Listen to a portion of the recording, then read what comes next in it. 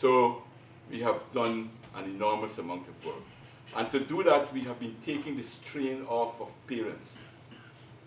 In the interior, to give the people equal opportunity, we have been building secondary schools with dormitories. And the government provides all the meals for the children who stay in the dormitory, school uniforms for them, free textbooks, free exercise books, and that we have given them those things. Last year, we even gave each parents $10,000 for each child that they had in school from kindergarten to secondary school.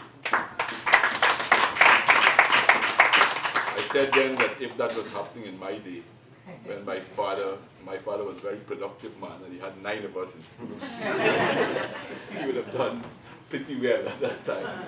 So you see that we have been invested. Where in the world do you have things like that happening? Very few places in the world you have that, investing in our people to lift the quality. We have invested in health. Only yesterday, a new modern maternity ward has been opened at the Georgetown Public Hospital. And we are now carrying out some open heart surgeries there, not in a wide scale as yet, but we have that. We have a cancer ward, we have a burns ward, and our whole facilities are being modernized. In every single region, we have built and equipped hospitals and made them more effective in serving our people. We do have some problems, but it is not a problem of resources. It is more managerial type of problems that we have in this area that we hope to put in place very soon. So you can see that we have been investing heavily in people. We want to build a new specialty hospital. Not only that we want to give the people in Guyana to have the benefits of science and technology that has developed now in the medical field, but we also see it as a possibility of making it possible for our diaspora and even people further afield to come to Guyana to have operation at far, far less the cost than they will do over here. For instance, if you go to Trinidad or Barbados to put a stent in your heart, it costs about 30,000 US dollars to do those things. We do open heart surgery in Guyana for $5,000 and it's gone to And if we get a specialty hospital, we can not only provide service, but we can use it as a revenue stream as we create health tourism. And that is why we work with India, that has such a vast experience and has done a lot in this area. So we're still, and by the way, the opposition tried to cut that out from the budget. And when we put it back into the budget, that's when they put the motion of no confidence against the government. We put back that. When we put back, they tried to cut the loans that we were giving to students who can't afford to go to pay fees in UG. They cut that out of the budget as well. And when we put that back too, the same results we've had. The Amerindian Development Fund. Many of you probably are aware that historically in our country, the Amerindian population was the worst off in Guyana. And we have tried to correct that. If we are going to give meaning to our motto of one people, one nation, one destiny, we have to create equal opportunity for everyone. And that is why we have been expending these monies in the operation or in the Amerindian community to give them equal education so that they can pass CXC examination. They never had so many Amerindians studying at the University of Guyana as we have now, or studying abroad on government scholarships as we have now.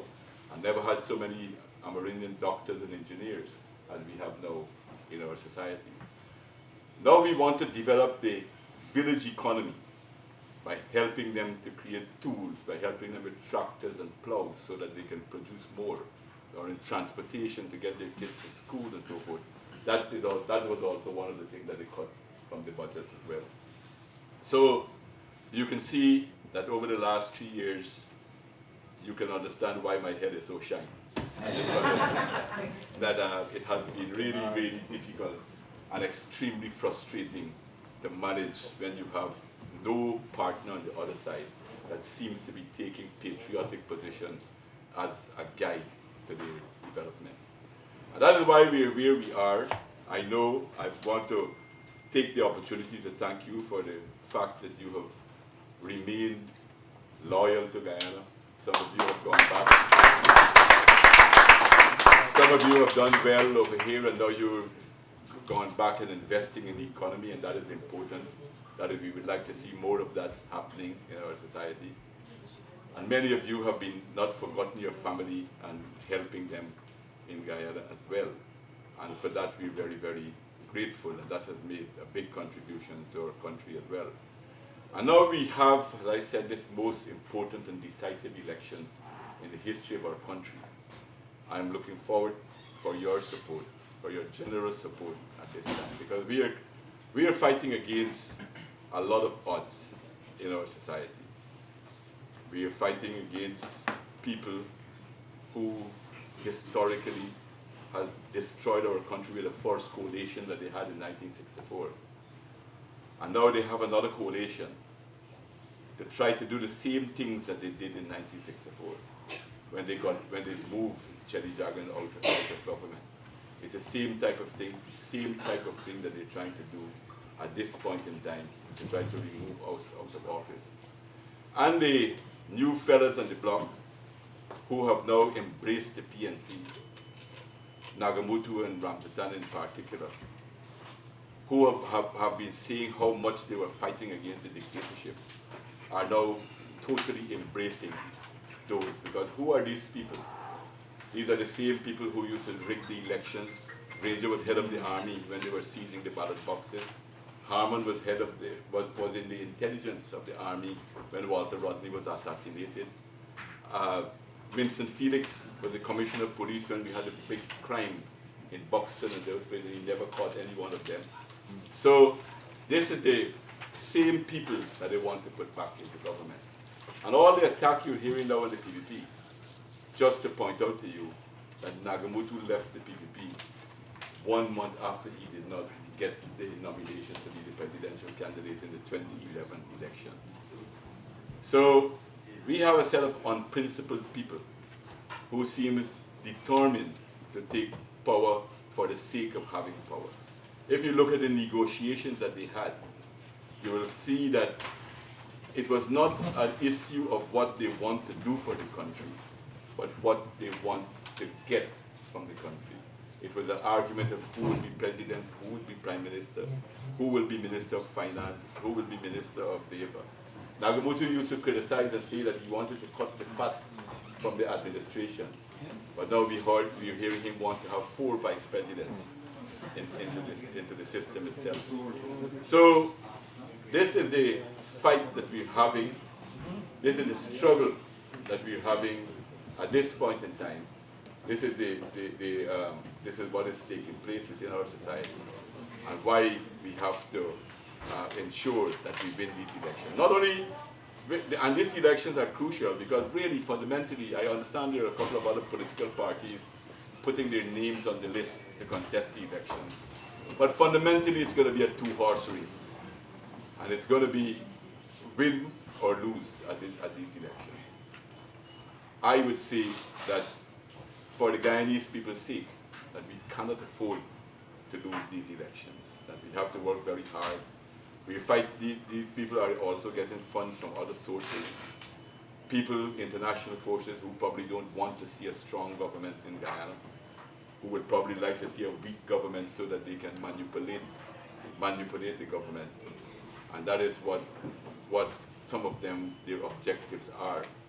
So we see weak government will not be able to push the development of our country forward. We need to have, not only to win the presidency, but we need to win a good majority in the parliament so that we can continue to carry on with our developmental projects, which will include, again, the hydropower that I spoke about, which will include new highway to Brazil, new deep water harbor, new hospitals that I spoke about just now, and expanding our agricultural sector to produce new crops like soya bean, corn, expand the coconut industry. Huge set of plans that we have. Refining of gold once we can generate cheap electricity. And we are on the verge now of becoming oil and gas producing country. As you know, drilling is taking place right now offshore of Guyana in search of oil. So we must win these elections. And therefore I ask you to help us to win these elections. And you can help us by, first of all, getting involved in the struggle. There's a lot of misinformation, lies, and downright slander that goes on in the social media. Many of you are on social media. You need to explain to people that many of you are out here because most of you have come here as economic refugees, I would say. You ran away from the country when you could not get bread to eat, or you could have gone to jail for having a loaf of bread in your possession. You couldn't get dal, split peas, you couldn't get potatoes. Chucky couldn't strike, he had to run out of the country. So we had, and personal freedom were restricted. And you need to tell your own story. That will help us in a big way in the fighting in the social media of what has taken place in Guyana. You need also to tell us, you need also to help us to talk to your relatives inside the country. And if you can afford it, to come back and go to your villages where you've come from and be part of the campaign with us to help us in order to fight, to win back these elections. Nowadays, I'm sure that you probably know, but if you don't know, I would say that the influence of the diaspora is greater than any other time in the history. Now, with the development of communications that we have, then you can stand up in Aishaldam, deep down in the south of the Rupununi, and speak to anyone anywhere in the world. Then you can know how much the communication has improved. And therefore, your influence, particularly many of you who have been successful here, your influence is very, very well felt in the countries. And your assistance by speaking to people can be of extreme importance. But our country is getting better and we can't stop that. I was just telling someone that the American embassy had said that they've given out 51,000 visas for people to come to the United States, 10-year visas and so forth. And 48,000 of those 51,000 returned home, which shows that people don't necessarily want to come here and live anymore. They want to come to see their family and to spend some time and enjoy themselves and do some shopping and so forth. But they prefer to live in Guyana. So I need your help too in another way. Many of you who have been successful in business and in your profession, we're looking forward to your financial support. Because you know that the PPP had an early slogan. I don't see us using it very much nowadays. But I will say, pay that you would be free, for others will pay that you be enslaved. So I'm asking you now to pay, to help us, so that you can keep your freedom in our country. I'm asking you, therefore, in the final analysis, I'm asking you to stand by us on May 11th, to stand by us, to ensure that our country keep on its upward trajectory and never to allow the country to ever again stand still or slip backward. Thank you very much for your attention. I'm ready to take any questions that you probably have. Okay, yeah. Just, sorry, one more thing I want to say. Allow me to thank the hosts, Hibiscus and the staff, Joey, Stephen, and Dave, and the whole staff, and all who have been involved in the organization of it. We are very, very grateful for the support that you've given. Thanks once again.